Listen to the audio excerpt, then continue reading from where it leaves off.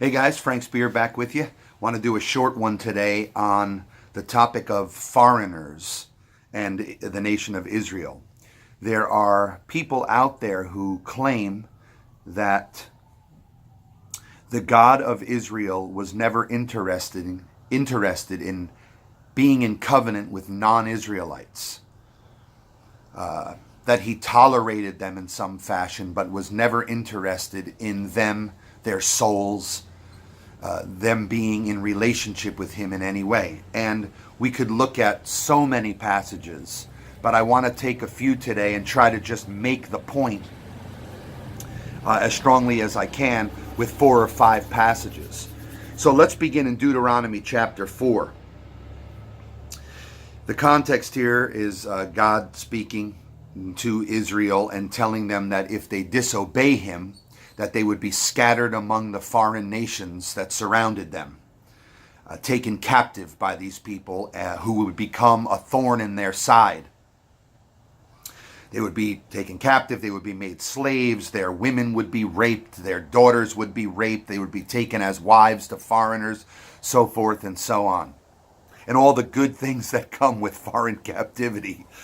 So he says, verse 27 of Deuteronomy 4, "The Lord will scatter you among the nations, and you will be left few in number among the nations where the Lord drives you." Now, quite often these folks who say God wanted no relationship with the foreign nations will say the nations refers to Israel. The nations means the tribes or the descendants of Abraham. Then out of the other side of their mouth, they'll say, well, of course, there are some times when the nations means non-Israelites. So sometimes the nations mean Israel, and sometimes the nations mean non-Israel. And I admit it can get confusing with the Hebrew words here. But this is clearly, right, this Hebrew word here, translated here as nations or peoples, is clearly speaking about non-Israelites. That Israelites couldn't be scattered among Israelites, right?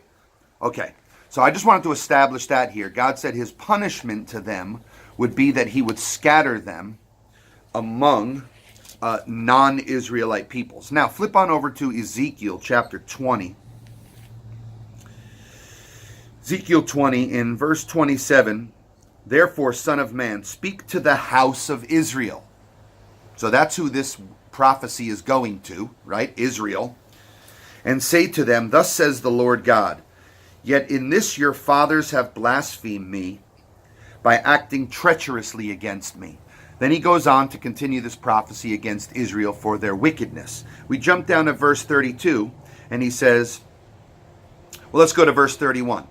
"When you offer your gifts, when you cause your sons to pass through the fire, when you're worshiping these false gods, right, among foreign people, non-Israelites, and you're worshiping their gods," he says, "when you offer your gifts to these false gods, and when you cause your sons and your daughters to pass through the fire," they were offering them as human sacrifices, "you are defiling yourselves with all your idols to this very day. And shall I be inquired of by you, O house of Israel?" Now you want to come and ask me things in prayer? Forget it. He says, "As I live, declares the Lord, I will not be inquired of by you." Now here it comes. What comes into your mind will not come about when you say, "We will be like the nations, like the tribes of the lands," plural, "serving wood and stone." He says, what are you thinking when you're saying we want to be like the nations, the foreigners, the tribes of the land, the non-Israelite tribes of the lands, plural? So here again we see that same Hebrew word translated nations as clearly referring to non-Israelite peoples. Okay, now so far we haven't seen anything about God's relationship to these people. We see here that God is saying, Israel, if you sin against me by wanting to be like one of these foreign nations and worship their gods, I'm going to send you to live among them. I'm going to take you out of the land of milk and honey, and you live among these people as their slaves. Okay? Now, flip over with me to Jeremiah, if you would, chapter 3. And let's start with verse 15. And God is asking Israel to return to them. He says, Israel, I divorced you. 10 northern tribes, right? Samaria. Israel, I divorced you. Judah, right? You're just as wicked. Then he's saying to Israel, return to me. Return to me and I will forgive you. Verse 15, then I will give you a shepherd after my own heart who will feed you with knowledge and understanding. And it shall be in those days when you return. Now, did they ever return under the old covenant system?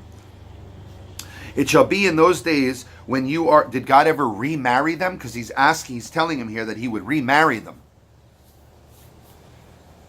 Right? They're scattered among the strangers, he says earlier.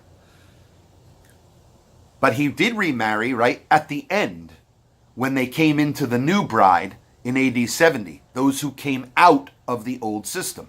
They're Samaritans all throughout the New Testament narrative. Okay. It shall be in those days when you are multiplied and increased in the land, declares the Lord, they will no longer say, in these days when you're increased and multiplied in the land, and you do return to me, which they did not do throughout the old covenant system, because watch this. At that time you will no longer say, the ark of the covenant of the Lord. Because that thing won't come to mind anymore. Nor will you even remember it in that day. That's when the temple system is gone. The old covenant system is gone. You'll no longer want the ark of the Lord. You won't even remember it anymore. It won't be a thing anymore in the day that you return to me. Watch this. And it will come to mind no more, and they will remember it no more, nor will they miss it. This sounds like the new covenant kingdom. Nor will they miss it, nor will it ever be made again. This is the New Jerusalem. This is the New Jerusalem where they would be reunited to the Father. Watch this. And foreigners with them. And I'm going to prove that out by the next verse. Because it's the same word we've just looked at for the non-Israelite foreigners, the other two passages. At that time, the New Covenant Kingdom, they will call it Jerusalem. They will call Jerusalem the throne of the Lord. Is that true in the New Covenant? Yeah. Hebrews chapter 12, the book of Revelation. They will call the throne or the place of God's authority Jerusalem, the New Jerusalem. And all the nations, the foreigners, the non-Israelites, same word. All the nations will be gathered to it, to Jerusalem. I contest, I propose that's the New Jerusalem that they're gathered to. For the name of the Lord, they will be gathered there for the name of the Lord. And nor will they walk any more after the stubbornness of their evil hearts. Okay. We could read more about this here. In those days, the house of Judah will walk with the house of Israel. And they will come together from the land of the north in the land that I gave your fathers. In the land that I gave your fathers. Isn't that what's happening during the New Testament period during the propagation of the gospel? It's the reconciliation. It's Judah and the 10 northern tribes coming together in the 144,000. Right? That's not a literal number. There weren't literally 12,000 saved out from this tribe and 12,000 saved out from that tribe and 12. This was symbolically picturing the reuniting of the people of Israel into Jerusalem, the New Jerusalem in the last days. It makes perfect sense. They didn't come together again under the old covenant. The 10 northern tribes didn't walk with Judah in this fashion here. No way. This was what the New Testament writers are constantly talking about as the reconciliation and the adoption as the new sons. Because once that gospel went out and these people did come together, and then the end of the old system, the end of the old kingdom came, they were the ones who were left to begin the new kingdom, which is described here. In that day when this happens, there'll be a brand new kingdom, and all the nations, the foreigners, will come into it. It didn't end in AD 70, it just began. Now, flip over with me to Micah, chapter 4. Watch this one. Watch this. Here we go. Micah 4, verse 1. And it will come about in the last days. This is what we just read about in Jeremiah. This is Micah giving the same prophecy. So when does he say this would take place? In the last days. Daniel tells us when the last days would be. The last days of what? Availability of relationship with the God of the Bible for all peoples, for all time? No, the last days of the old covenant system that was broken, that God divorced, that he was getting rid of. And something new began that would go on for eternity. The old system was a temporal system. Micah chapter 4, verse 1. And it will come about in the last days that the mountain of the house of the Lord will be established as the chief of the mountains, and it will be raised above all the other hills. This is the New Jerusalem. This is Hebrews 12. Come and let us go up to the mountain of the Lord. That's what we're talking about, and that's what Paul was talking about in 1 Thessalonians 4:17. That's what they would be caught up to. They would be coming into the New Jerusalem, the new Mount Zion. The new Mount Zion. That's why they're going up in that passage. They're not being sucked away into an invisible realm. It's all the same language all throughout. Paul was saying this in 1 Thessalonians 4:17 is this in Micah 4, 1 and 2. Now watch this.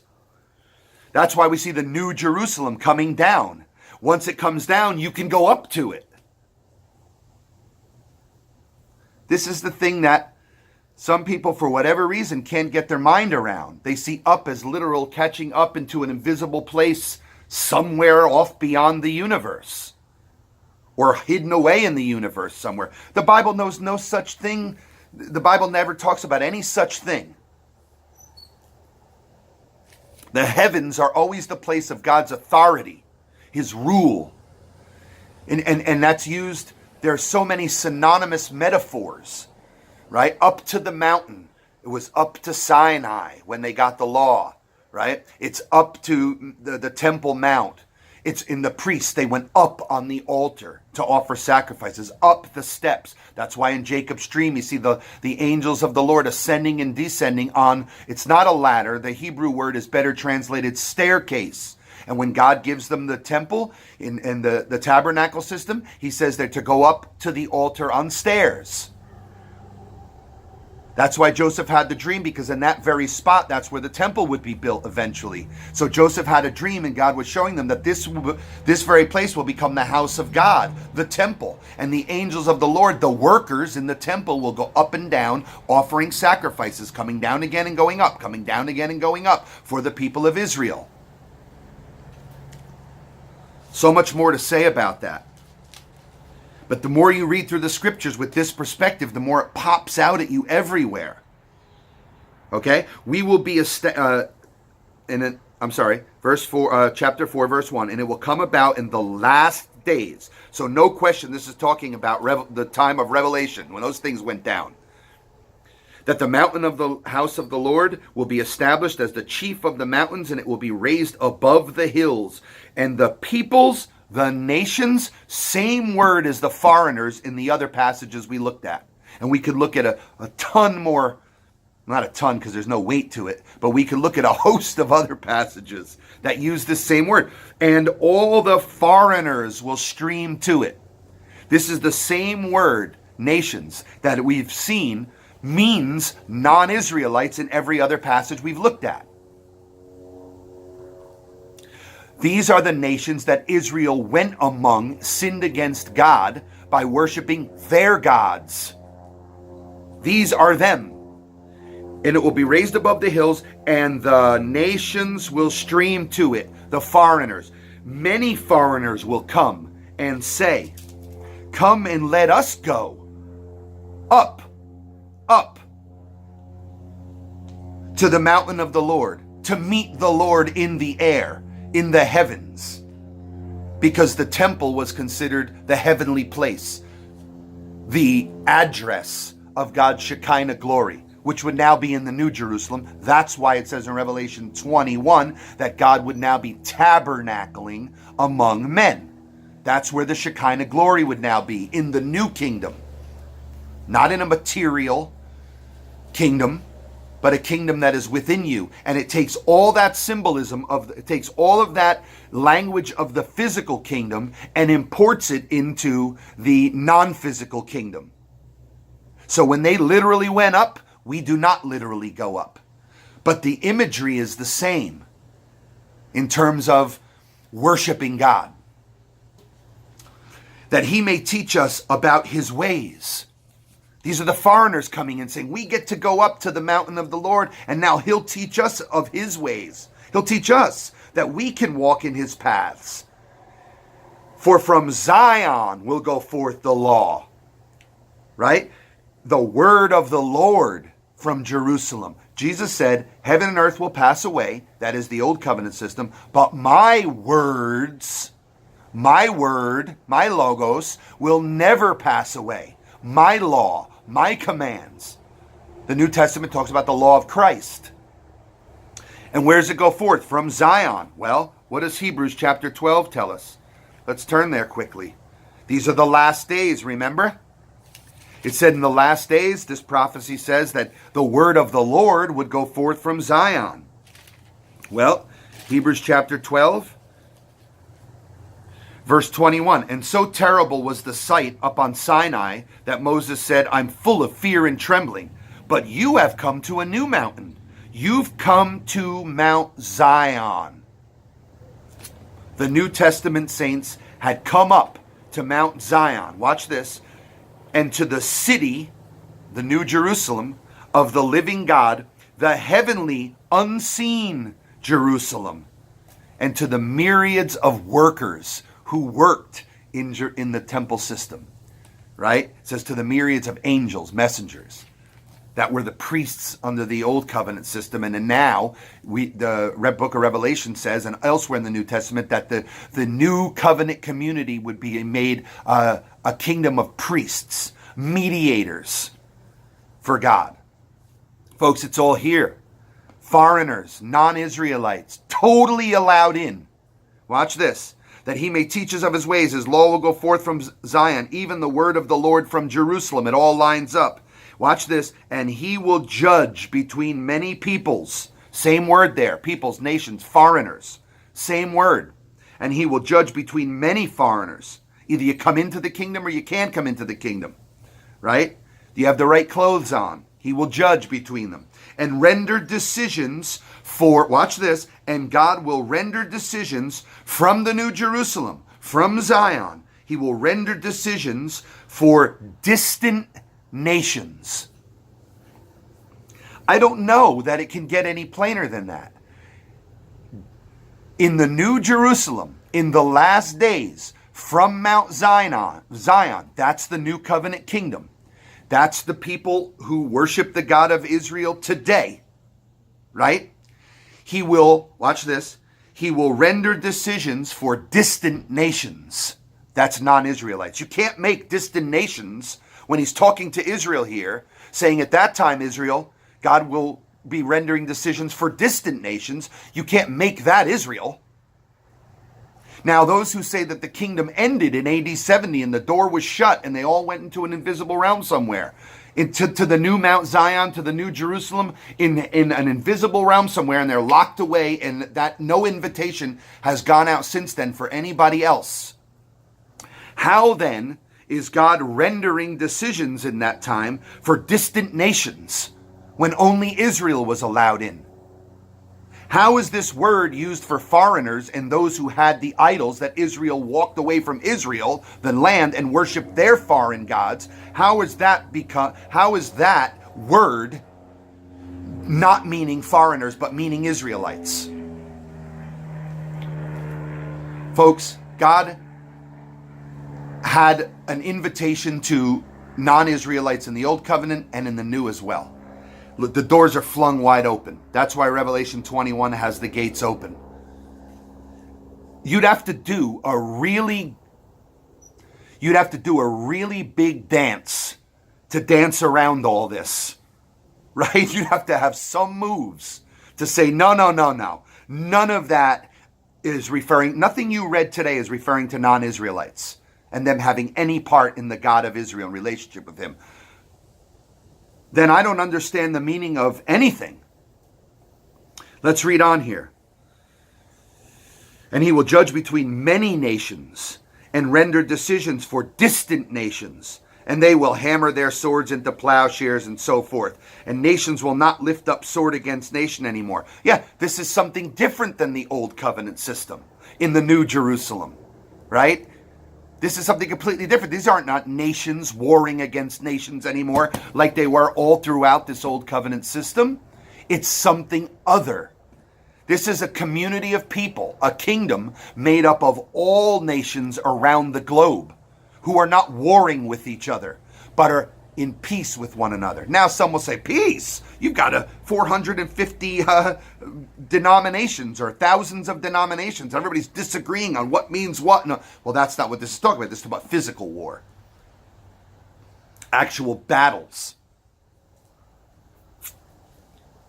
Then he goes on. That time each one will sit under his fig tree, figuratively speaking, which is used throughout the scriptures as a times of peace. Right?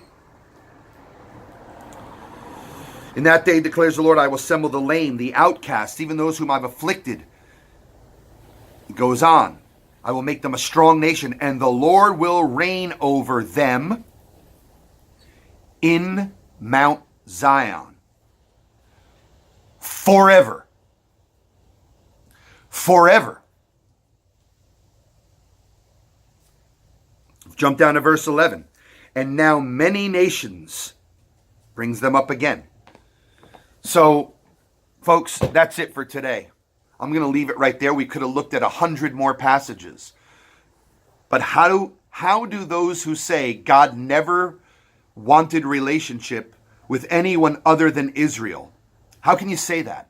How can you look at these passages and say that? Then they come to the last days passages in the New Testament and they still say it.